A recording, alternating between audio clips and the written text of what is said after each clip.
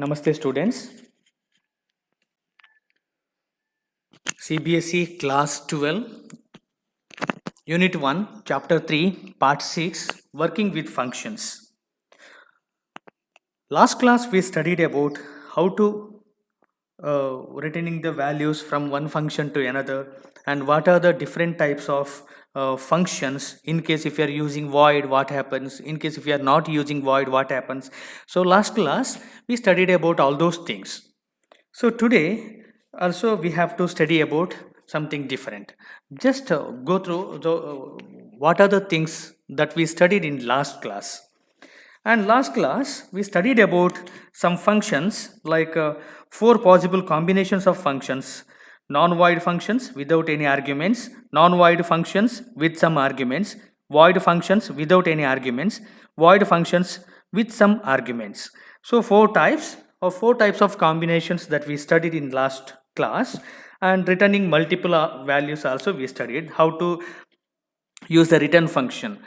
In C, C++, Java programming, return function is used to return a single value or single expression or single constant to the calling function. And but in Python programming, we can use more than one variable or more than one constant, more than one expression can be sent from called function to the caller function or calling function. And last class we studied about the composition. So you can expect this one for one more question. So what do you mean by composition? See, last class we studied that composition in general refers to using an expression as part of a larger expression or a statement as a part of larger statements. So given an expression is a part of a larger expression, or it may be a statement is a part of larger statement, like this. And then we studied about scope of variables. See, scope of variable that explains parts of program within which a name is legal and accessible is called as scope of the name. That means durability of a variable. That means how much time it can hold the value in its container. But it's not container. In Python, container concept is not there. It's just like a variable. That means it refers the address area of a particular value. Okay. So there are scope of variable that explains two types, or we can say there are two types: global scope and local scope. So what do you mean by global scope? Global scope, a name declared in top level statement of a program is said to have a global scope. That means some statements without indentation, it is considered as top level segment. In any program, it is called as top level segment. That means variable declared under top level segment is considered as global scope. That means which is usable inside the whole program. That means it is usable in any block or usable in any whole program. And next one is local scope. So what do you mean by local scope? A name declared in a function body is said to have local scope. Local scope means it can be used only within this function and the other block contained under it. The name of formal arguments also have local scope. Okay, these are about local scope. And last class we studied about that one also, and how we can store variable outside the function or global variables and all those things last class we discussed. And name resolution, that means resolving scope of a variable. So there are we can resolve using the LEGB. LEGB means local environment, enclosing environment, global environment, built-in environment. LEGB. So using 4 layers, we can resolve the scope of a name or name resolution. Next, we studied about some cases regarding to the name resolution. That means variable in global scope. So what happens? But it's not in a local scope. So what happens? Variable neither in local scope or nor in global scope. It's also explained. And same variable name in local scope as well as global scope also explained. Okay, so next we studied about the mutable, immutable properties of past data objects. We studied about this one. Mutable means we can change the contents, and here what happens is, under mutable means it refers as some other address area, and mutable means sometimes it uses same address area. Okay, these are things we studied in last session, and today we have to study about this one. See this mutability or immutability of arguments, parameters and function calls. So when you pass values through arguments and parameters to a function, mutability or immutability also plays an important role. So passing an immutable type value to a function. See this. Here we are going to define a function. Diff my function 1, a is there. Print inside my function 1. Actually, using indentation, we are going to define some statements. And so what happens is, after execution or flow of control, if it executes this particular statement, define my function 1 of a. So what happens is, it may jump from this particular point to the top level statements. Here main function is there, num equal to 3, and print calling my function 1 by passing num1 with value here num. That means you're specifying the value here. For example, num is equal to 5. What happens? My function 1 num, you are passing the function, so num is equal to 3, so you are passing the value of 3 to this particular variable a. So inside my one function, value received a as a, that means 3. So a is equal to a plus 2, that is equal to 5. Latest value of a is equal to 5, so that will be displayed. Here a copies the value of num, so a will be, that will be displayed, a is equal to 5. And here what happens is, print back from the main function, and value of num is, now see this, it results num is equal to 3 itself. That means num is external or global variable, and you are passing that value to a, and later what happens is, a will be incremented by 2 and its value will be displayed here, but there is no change in the actual parameter. See, this one is actual parameter, there is no change. Value of a will be changed and there is no change in the value of num, so it will be displayed as it is. So that means global variable, if you are going to access global variable to the block, and inside block if you are going to change the value, or you can use increment, or you can add that one with some other number, so whatever you are going to do, that is not a problem. So we can display there itself, and the original value of actual parameter that will be displayed here, that remains the same, so there is no change. See, same thing is explained here. So okay, move on to the next slide. So what happens? And here also same thing, line number 10. At line number 10, function is called, argument num is received in parameter a, and for lines 1, 2, 3 environment remains the same. 1, 2, 3 which remains the same, there is no change in the previous program. See this, 1, 2, 3, and below this in global environment there is no change, a equal to a plus 2, actually that is pertaining to that particular local function only, or local block, and which is not pertaining to the global variable. So you are going to increment the value of local variable, it's not a problem. So value of num, that will be the same. See, here also it is given the same thing. Just move on to the next program, 2.1. Passing a mutable type value to a function, making changes in place. See, here also definition, my function 2, my list, and here my list is a value that is to receive from the actual parameter.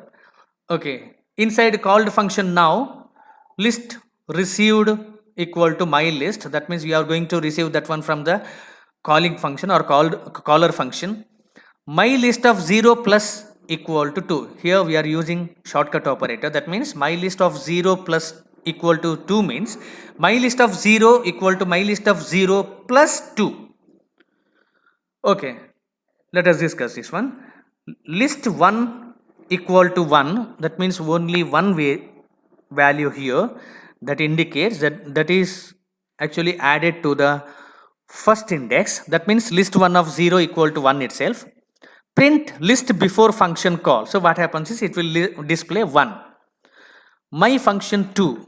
So you are passing the list. So first index value or value 1, that will be shifted to my list, and here list received is 1. Here my list, it will display 1, and here my list of 0 equal to my list of 0 plus 2, 1 plus 2, my list of 0 equal to 3, and here list within called function after changes, so it will display 3. So function returns a value to the my function 2 here, and print list after function call, so it remains the same. List 1 equal to 1 itself. There is no change, and change. So what is happened in my function 2, that will not applied to this particular external or global variable. Okay, these are about how we can change the value, and same thing is explained here also. See all those things. So here list after function call, here it is 3, and same will be displayed here. Okay, let us move to the next thing. So same thing is displaying here. Okay, see in immutable type, here it will change, but in mutable type, sorry, last time I explained some wrong assumption here. See here it is 3, no, and here also same thing, it is equal to 3. That means global variable also we can change here, so it will display 3. See same thing is here, same thing is here, it is equal to 3, and here value of this one is 3. That means mutable type, it refers the same. That means that will change the value of external or global variable. So that's also explained in this program segment. Sorry, this particular explanation is given. Just go through this one. Next, same thing, memory environment for sample code 2.1. Okay, here global element that will be changed during mutable type. Next one is review of working with functions. So far, working with functions, this chapter is over. Just I'm going to take some review of working with functions concept. See what is there. See, now I am using some other, that means summary like statements to make you people understand the things. See, functions in Python. A function is a block of code which only runs when it is called. Which only runs when it is called. You can pass data known as parameters into a function. A function can return data as a result. Also, functions are a key way to define interfaces to programmers can share their code, so that instead of writing the same code again and again for different inputs, we can call the function. See, meaning is it reduces the number of lines of coding. See, by using functions, we can reduce the number of lines of coding in any programming or in any programming language. And one more thing is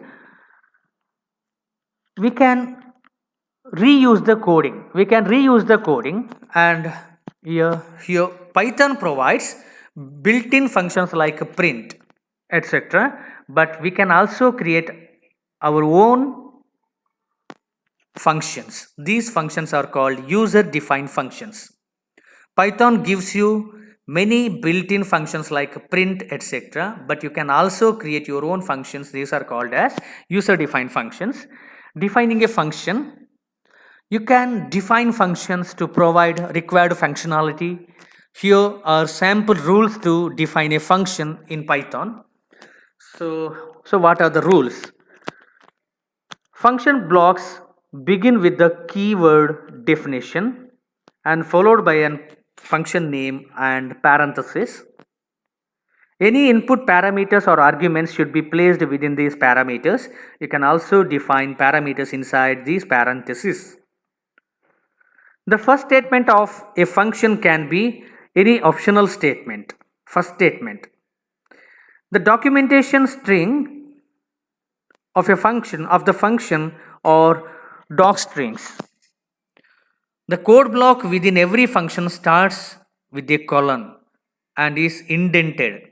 Indented means we need to insert some space. We can say margin.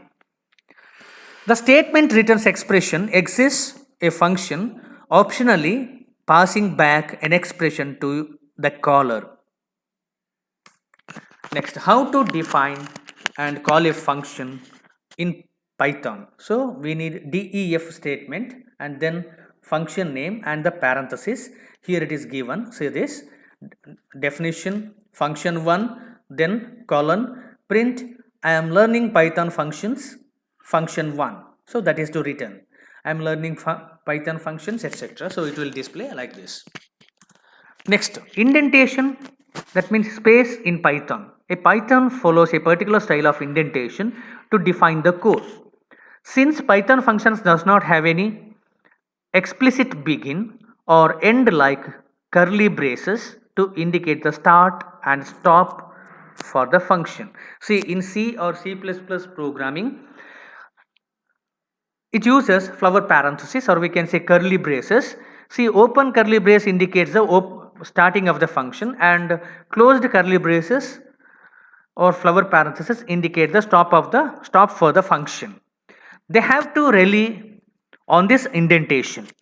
Here we take a simple example with the print command. Here it is given, see, definition function 1 print I am learning Python functions. See here print which is not belongs to that particular function because there is no indentation or we can say indentation error expected in indented block. See, immediate after function header we need to provide the indentation or tab.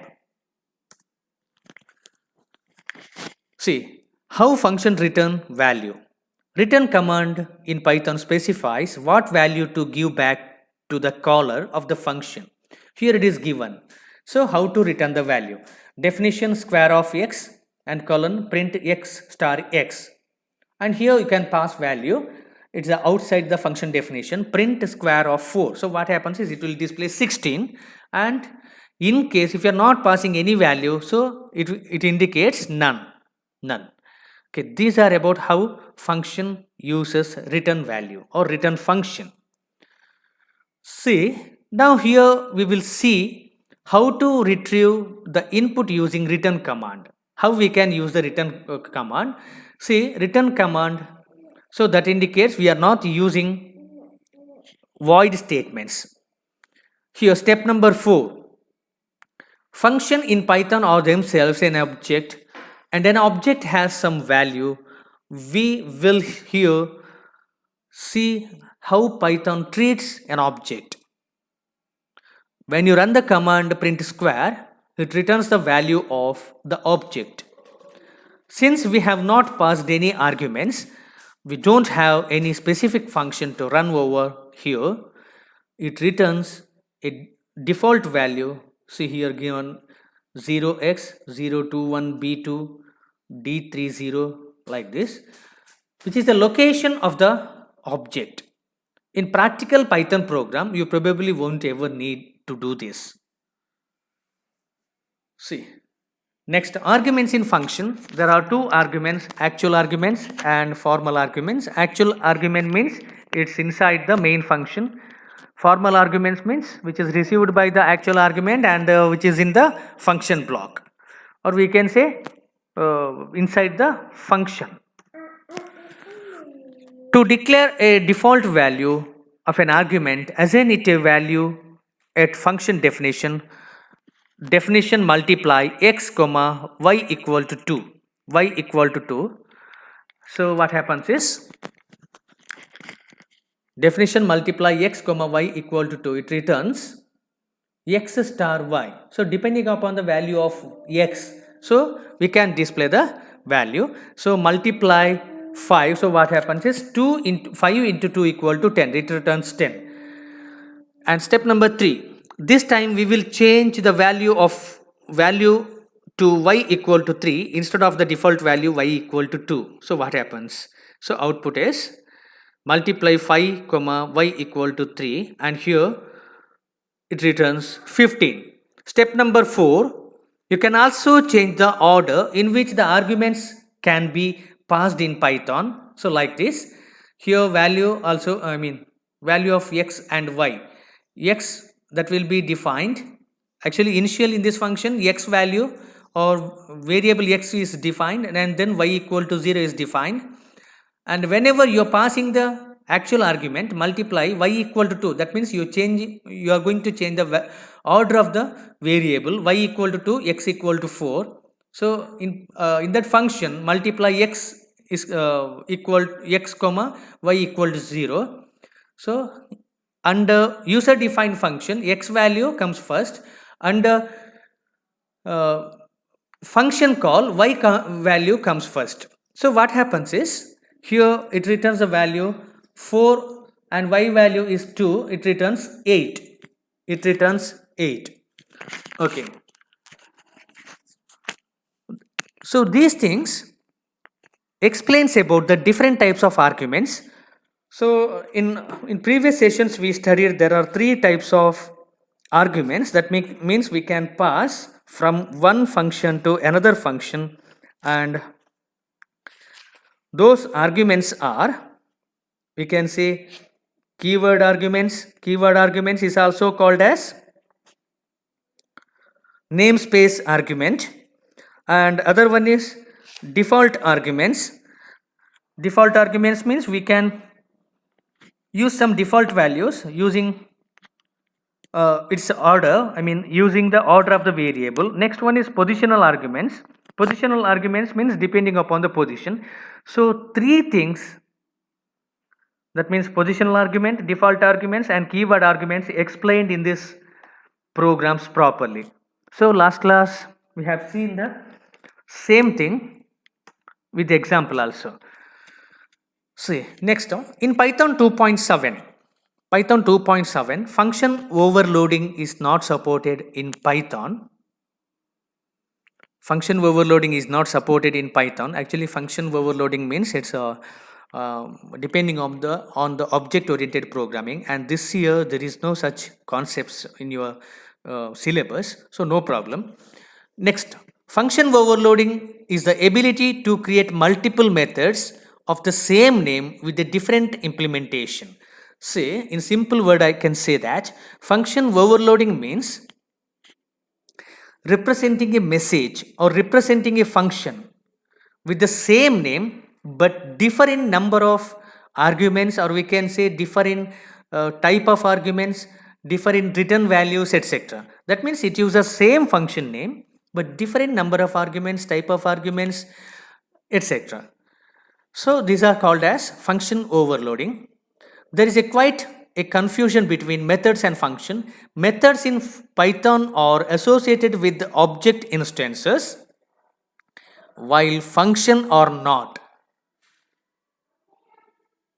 When object calls a method, it binds the first parameter of that call to the appropriate object reference. In simple words, a standalone function in Python is a function. Standalone function in a Python is a function, whereas a function that is an attribute of a class or instance is a method.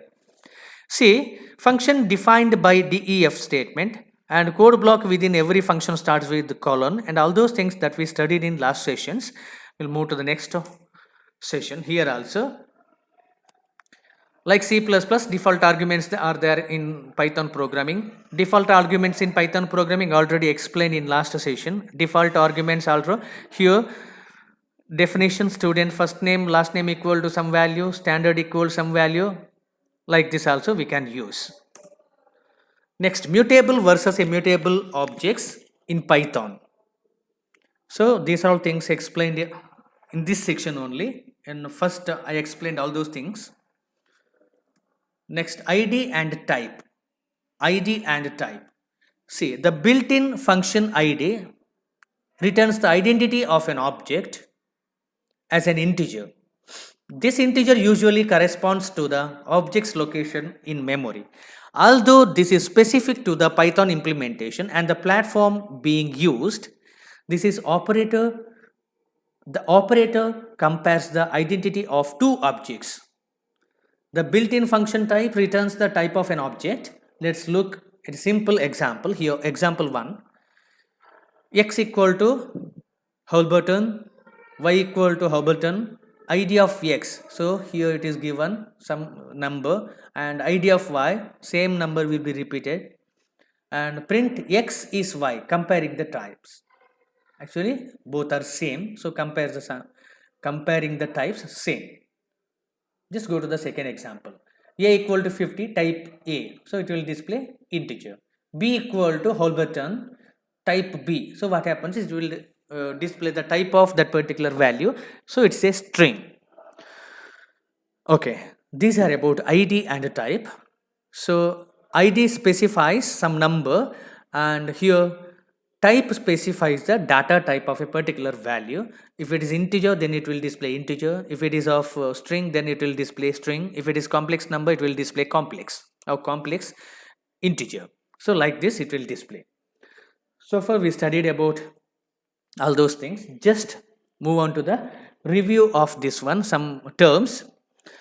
Here a function is a subprogram that acts on data and often returns a value, and all those things I explained, and it is given in your notes also. Just go through this one.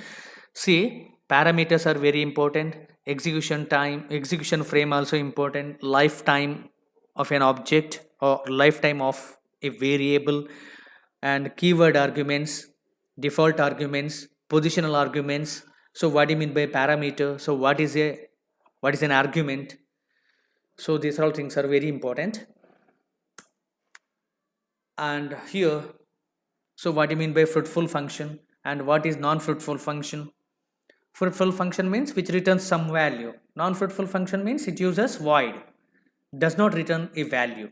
A void function internally returns legal empty value, that is none.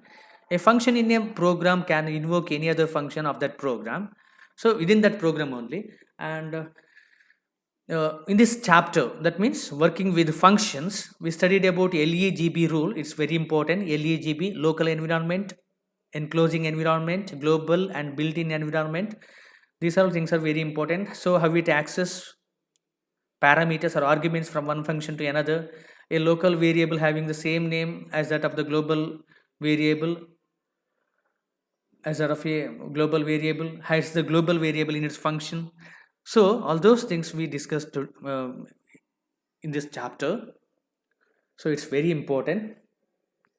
And students, I'll send worksheet along with this video link, and prepare properly your worksheets and submit in time.